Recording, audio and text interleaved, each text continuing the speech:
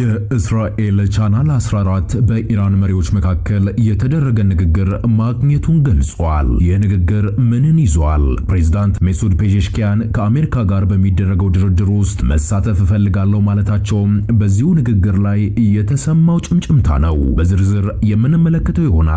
ሌላው አሜሪካ የኢራንን ታሪካዊ የነዳጅ ደሴት ለመያዝ ቆርጣም ተነስታለች። በባህረ ሰላጤው አካባቢ ያለው ወታደራዊ እንቅስቃሴ እጅግ አስፈሪ ደረጃ ላይም ደርሷል። ይህም በዝርዝር ከያዝናቸው መረጃዎች መካከል አንዱ ነው። ሌላው የአሜሪካ መከላከያ ሚኒስቴር እንደገለጸው የሚቀጥሉት ቀናት ወሳኝ ይሆናሉ። ኢራን ይህንን ታውቃለችና ምንም ማድረግ አትችልም። ቀጣዮቹ ቀናት በመካከለኛው ምስራቅ ግጭት ውስጥ ወሳኝ ይሆናሉ ሲሉም ዝተዋል። ይህስ መረጃ ምንን ይዟል የሚለው በዝርዝር የምንመለከተው ይሆናል። ከዚሁ ጋር ተያይዞ ፕሬዝዳንት ትራምፕ የኢራን ጦርነት ለማቆም አዲስ ውሳኔ ላይ መድረሳቸውም ተሰምቷል። ይህ ውሳኔ ምንድነው? ትራምፕስ በድፍረት የተናገሩት? ይህ መረጃ በዘገባችን በዝርዝር የምንዳስሰው ይሆናል። በመጨረሻም ኢራን ፈለገ ሆርሙዝን በመዝጋቷ የነዳጅ ዋጋ ታይቶ በማይታወቅ መልኩ ጣራ እየነካ ይገኛል። ይህንንም በዝርዝር አጠናቅረንላችኋል። በዝርዝር እንመለከተዋለን። ይህን ቪዲዮ የምትመለከቱ ሁሉ ሰላምታችን በያላችሁበት ይድረስ እያልን ለአዲስ ትሩዝ ሚዲያ አዲስ የሆናችሁ ሀገራዊና ዓለም አቀፋዊ መረጃዎችን በፍጥነት እንዲደርሳችሁ የሰብስክራይብ በተናውን እንድትጫኑ እየጋበዝን ስራችን ቀጣይነት እንዲኖረውና በጥራት ወደ እናንተ እንዲደርስ ሐሳብ አስተያየታችሁን ስለምንሻ ኮሜንት ላይ እንድታስቀምጡልን በአክብሮት እያሳሰብን ቪዲዮውን ከመጀመራችሁ በፊት ላይክ በማድረግ እንድታግዙን እየጠየቅን ወደ ዝርዝር መረጃው እናምራለን። አሜሪካ በኢራን ላይ የምታካሄደውን የአየር ጥቃት በከፍተኛ ደረጃ አፋፍማ ቀጥላለች። የዩናይትድ ስቴትስ በኢራን ላይ የምታካሄደው የአየር ዘመቻ በከፍተኛ ሁኔታ ማጠናከሯን ገልጿል። ወታደራዊ እርምጃው መጀመሪያ ከነበረበት ድንገተኛና ከፍተኛ ጥንካሬ ካለው ጥቃት ወደ ቀጣይነት ያለው የውጊያ ምዕራፍም በመሸጋገሩ በአሁኑ ወቅት በቀን እስከ 500 የሚደርሱ የአየር ድብደባዎች እየተከናወኑ ይገኛል። ይህ የታየው ስትራቴጂካዊ ለውጥ ዋሽንግተን ለአጭር ጊዜ የሚቆይ ወሳኝ ግጭት ሳይሆን ለረጅም ጊዜ ለሚዘልቅ ወታደራዊ ተልዕኮ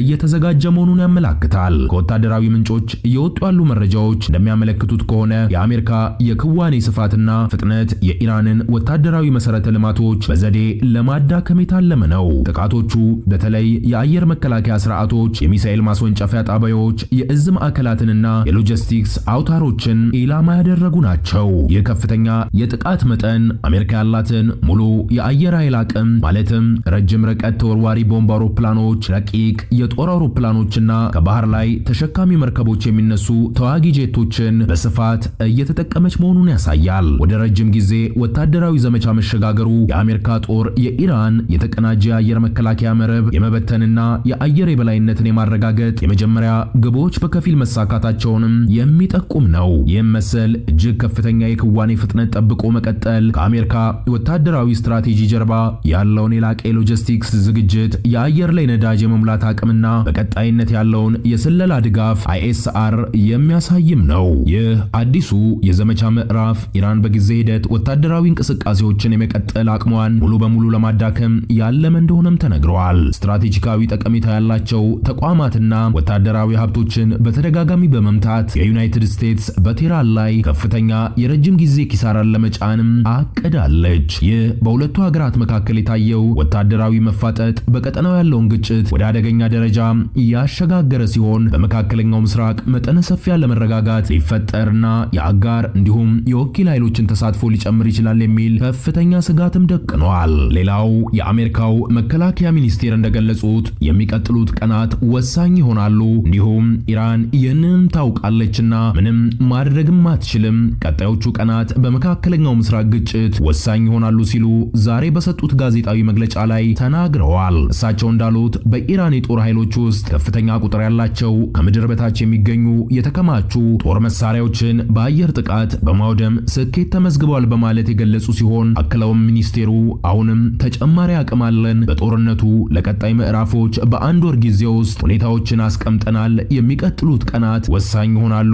ኢራን ይህንን ታውቃለች እና ከወታደራዊ እይታ አንጻር ምንም ማድረግ አትችልም ሲሉ ሚኒስቴሩ በድጋሚ አጽንኦት ሰጥተዋል። ለመሆኑ ግን ዋሽንግተን በተከታታይ መግለጫዎች በኩል የኢራንን ወታደራዊ ተቋማትና የጦር መሳሪያዎችን ሙሉ በሙሉ ከጥቅም ውጪ በማድረግ አውድመናል ካሉ ከ3 ሳምንታት በላይ ያስቆጠረ ቢሆንም ይህ የአሜሪካ ወታደራዊ እርምጃ ዛሬም ድረስ ኢራንን በባህረ ሰላጤውና በእስራኤል ላይ ቀጥተኛ ጥቃት ከመፈጸም በፍጹም ሊያስቆማት አለመቻሉ የመከላከያ ሚኒስቴሩ አሁንም ይህንን በጋድ ለማመን እንደተቸገሩ ያሳያል። ከዚሁ ጎን በጎን አጠራጣሪው የሆነው መረጃ የእስራኤል ቻናል 14 በኢራን መሪዎች መካከል የተደረገን ንግግሩን ማግኘቱን መግለጹ ነው። ፕሬዝዳንት ሜሱድ ፔዜሽኪያን ከአሜሪካ ጋር በሚደረገው ድርድር ውስጥ መሳተፍ እፈልጋለሁ፣ በአስቸኳይ ስምምነት ላይ ካልደረስን መላው ኢኮኖሚያችን በ3 ሳምንታት ውስጥ ይደፈርሳል ማለታቸው ነው። የአብዮታዊ ጋርድ IRGC አዛዥ ቫሂዲ በድርድሩ ውስጥ መሳተፍ የሌለብህም ለዚህ ነው፣ ለስምምነት ስትል ሁሉንም ነገር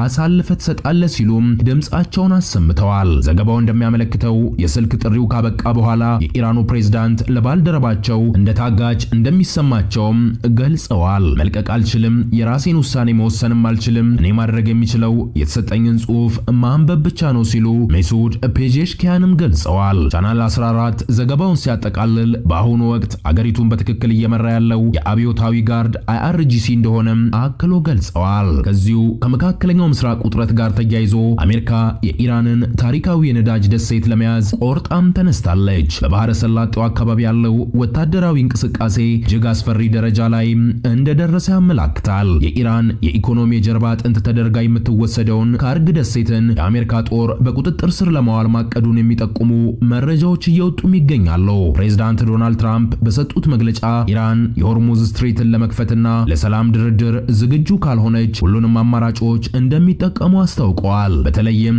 የኢራን 90% የነዳጅ ኤክስፖርት የሚከናወንባትን ካርግ ደሴትን መያዝ እንደ ትልቅ የድርድር ካርታ እየታየ ይገኛል። በአሁኑ ወቅት USS ትሪፕሊ የተሰኘችው ግዙፍ የአምፊቢየስ የጦር መርከብ ከ3500 የማሪን ወታደሮች ጋር ቀጠናው ላይ ደርሳም ተገኝታለች። በተጨማሪም ከ82ኛው የአየር ወለድ ክፍለ ጦር የተውጣጡ በሺዎች የሚቆጠሩ ወታደሮች ወደ ስፍራው እያቀኑ ሲሆን በአጠቃላይ በምድር ላይ የሚሰማራው የአሜሪካ ጦር ቁጥር 20 ሺህ ሊጠጋ እንደሚችልም ተገምቷል። ከመጋቢት 13 ጀምሮ አሜሪካ በደሴቲቱ ላይ ባሉ ወታደራዊ ኢላማዎች ላይ ከፍተኛ ድብደባ የፈጸመች ሲሆን ምንም እንኳን የነዳጅ መሰረተ ልማቶቹ እስካሁን ባይወድሙም የደሴቲቱ የመከላከያ አቅም ግን በእጅጉ መዳከሙም ተነግሯል። የኢራን ወታደራዊ አዛዦች በበኩላቸው አሜሪካ በምድር ጦሩ ደሴቲቱን ለመያዝ የምታደርገውን ማንኛውንም ሙከራ ቀጠናውን በእሳት እንደሚለኩሰውም አስጠንቅቀዋል። ሌላው አነጋጋሪው ኢራን ፈለገ ሆርሙዝን በመዝጋቷ የነዳጅ ዋጋ ታይቶ በማይታወቅ መልኩ ጣራ እየነካ ይገኛል። ነዳጅ ወይ ከዩናይትድ ስቴትስ ግዙ አለያም ሆርሙዝን ሂዱና ነዳጃችሁን ውሰዱ የአሜሪካው ፕሬዝዳንት መልእክትም ሆኗል። ኢራን ክልከላ የጣለችበትን የዓለማችን በርካታ መርከቦች ማለፊያ የሆነውን ፈለገ ሆርሙዝን በተመለከተ በአስቸኳይ ዲፕሎማሲያዊ በሆነ መልኩ እንድትነጋገር የአውሮፓ ህብረትም ጠይቀዋል። በመካከለኛው ምስራቅ ሁኔታው እጅግ ወደ አደገኛ ደረጃ እየተሻገረ መሆኑን በመግለጥ ህብረቱ ኢራን ከድርጊቷ እንድትቆጠብም ጠይቀዋል። የአውሮፓ ህብረት ምክር ቤት ፕሬዝዳንት አንቶኒዮ ኮስታ ከኢራን ፕሬዝዳንት ሜሱድ ፔዜሽኪያን ጋር መነጋገራቸውንም ይፋ አድርገዋል። ከእስራኤል ጋር በመሆን ኢራን ላይ ጦርነት ያወጁት የዩናይትድ ስቴትስ ፕሬዝዳንት ዶናልድ ትራምፕ በበኩላቸው የሀገራቸው አጋር የሚባሉ ሀገራት ላይ ተዘባብተዋል። ነዳጅ ወይ ከዩናይትድ ስቴትስ ግዙ አለያም ሆርሙዝ ሂዱና ነዳጃችሁን ውሰዱ ሲሉም ተሳልቀውባቸዋል። ኢራን ለተከፈተባት ጦርነት አጸፌታ በሚል ፈለገ ሆርሙዝ ላይ አንዳችን መርከብ እንዳይተላለፍ ጥብቅ ትዕዛዝ ካሳለፈች በኋላ የነዳጅ ዋጋ ታይቶ በማይታወቅ መልኩ ጣራ እየነካም ይገኛል። ለመጀመሪያ ጊዜ የአንድ ጋሎን ነዳጅ ማለትም 3 ሊትር ከግማሽ ግድም ዋጋ 4 የአሜሪካ ዶላር እንደደረሰም ተዘግቧል። በመጨረሻም ፕሬዝዳንት ትራምፕም የኢራንን ጦር ለማቆም አዲስ ውሳኔ ላይ መድረሳቸውም ተሰምተዋል። የአሜሪካው ፕሬዝዳንት ዶናልድ ትራምፕ የሆርሙዝን ሰርጥ ስትሪት ኦፍ ሆርሙዝ ሙሉ በሙሉ ሳይከፈት እንኳን የኢራን ወታደራዊ ዘመቻን ለማስቆም ፍላጎት እንዳላቸው ለቅርብ ረዳቶቻቸው መግለጻቸውንም ዋል ስትሪት ጆርናል ዘግበዋል። እንደ ዘገባው ከሆነ ትራምፕና አማካሪዎቻቸው የተለያዩ ነጥቦችን ገምግመዋል። የሆርሙዝ ሰርጥን በኃይል ለማስከፈት የሚደረግ ተልዕኮ ጦርነቱ ከታቀደለት ከ4 እስከ 6 ሳምንታት የጊዜ ገደብ በላይ ሊያራዝመውም ይችላል ብለዋል። አሜሪካ በአሁኑ ወቅት የኢራንን የባህር ኃይልና ሚሳኤል ክምችት የማዳከሟና ግቧን ማሳካት ትራምፕም አምነውበታል። የቀረውን የንግድ መስመር ለማስከፈት ግን ስራው በዲፕሎማሲያዊ ጫናና በቆየ ቀጠሮ ለመፍታት ታቅዷል። በሌላ በኩል የኢራን ፓርላማ በሆርሙዝ ሰርጥ በሚያልፉ መርከቦች ላይ የመተላለፊያ ክፍያ ቶል ለመጣል የሚያስችል ረቂቅ ማጽደቁን የሀገሪቱ የመንግስት ሚዲያ ዘግበዋል። በዚህ እቅድ መሰረት ክፍያው በኢራን ገንዘብ ሪያል እንዲፈጸም ይደረጋልም ብለዋል። አሜሪካውያን እና የጽዮናውያን አገዛዝ እስራኤል በመስመሩ ላይ እንደ እንዳያልፉም ይከለከላሉ። በዚህም በባህር መስመሩ ላይ የኢራን ፍጹም የበላይነት የሚረጋገጥም ይሆናል ተብሏል። በሰላሙ ጊዜ ከዓለም የነዳጅና የተፈጥሮ ጋዝ ንግድ 1/5ኛው በዚህ መስመር ያልፍ የነበረ ቢሆንም ነገር ግን ጦርነቱ ከተጀመረ ወዲህ የመርከቦች ዝውውር በ95 በመቶ ማሽቆልቆሉ መረጃዎችም ያመላክታሉ። ይህም በዓለም አቀፍ የኢነርጂ ገበያ ላይ ከፍተኛ መናጋትን ፈጥሯል። ታዲያ እውነት ፕሬዝዳንት ትራምፕ የኢራንን ጦርነት ለማቆም ይህንን ውሳኔ ይወስናሉ ወይስ እየተዘባበቱ ነው የሚለው የሁሉም ጥያቄ ሆኖም ቀጥሏል። የአዲስ ትሩዝ ሚዲያ ቤተሰቦቻችን ለሰዓቱ የነበረን ሰበር መረጃ እኚህን ይመስላሉ። በሌላ አዳዲስ እና ትኩስ መረጃዎች እንድንገናኝ የቻናላችን ቤተሰብ እየሆናችሁ ትቆዩን ዘንድ እያሳሰብን እንዲሁም እገዛችሁን በላይክ ትገልጹልን ዘንድ እየጠየቅን እኛ ግን ከወዲሁ ቸር ቆዩ እንላለን።